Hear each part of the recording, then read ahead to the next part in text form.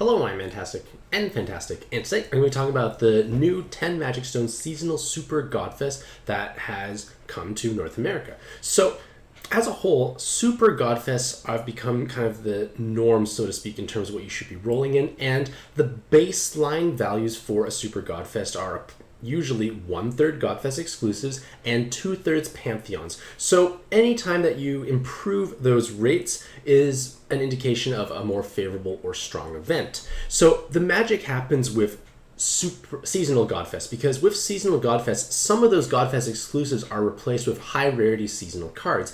And this can be meaningful because this presents you with the best opportunity to acquire these rare seasonal cards, because rolling in a seasonal Super Godfest is almost always going to be better than rolling in a seasonal event, because seasonal events have, well, low rolling rates, but more so they have an incredible number of low value, almost pointless cards that won't do much for you. So if you are interested in any of the seasonal cards featured here, it may be worth doing so. Another thing that this seasonal Super Godfest features is that there is only a 59.4% chance for any Pantheon card. So you might think, wow, this is great. But unfortunately, some of the seasonal cards leave a little bit to be desired. So for the rolling lineup, like I said, you want to look for better odds than 1 out of 3 for Godfest exclusive / seasonal cards. And if we go through the featured rolling rates for this event, there are 9 and 8 star and also 7-star seasonal cards. And the 7-star is where life becomes a little more problematic. You obviously want to get the 9 stars, especially New Year's Reach and Valentine's Ideal. Like, those two have become tremendously powerful rainbow cards. For the 8-star seasonals, they still can be used for trade fodder, so not all is lost if you roll one that you don't have a usage for.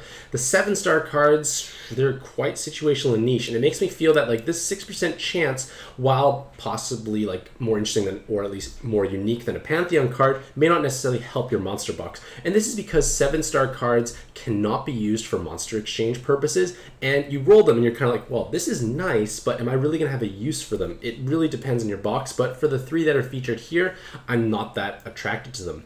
In terms of the 7-star Godfest exclusives featured, there are only 5 of them, and then there are 7 6-star Godfest exclusives. So if we look at it this way here, we have an 18% chance for any Godfest exclusive, 4.5% chance for the 9 stars, 12% for the seasonal cards. So what this essentially translates into is that you have a 34.6% chance for any Godfest exclusive or 8/9-star seasonal cards. I'm really taking out this 6% here and kind of almost rolling them into the Pantheon, so to speak, because I guess they would be nice to acquire, but at the same time, it's not necessarily something that's probably going to help your monster box. It's probably going to be the first time you get this card, but it's not as valuable by comparison. So for this event as a whole, I feel like I'm mostly looking at a 34.6% chance to roll a more valuable card.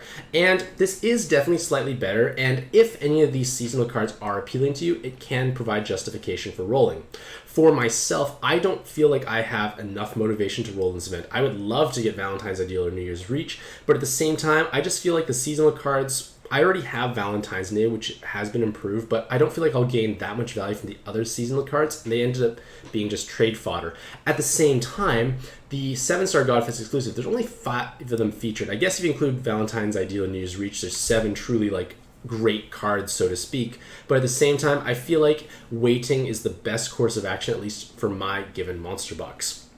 Now, with that being said, I want you to tell me, do you think this seasonal Super Godfest is worth rolling in? And if it is worth rolling in for yourself, who do you hope to acquire, and along with what you actually did roll? Regardless of all that, hopefully you have a fantastic day. I wish you all the best luck in your own pad adventures, and happy puzzling.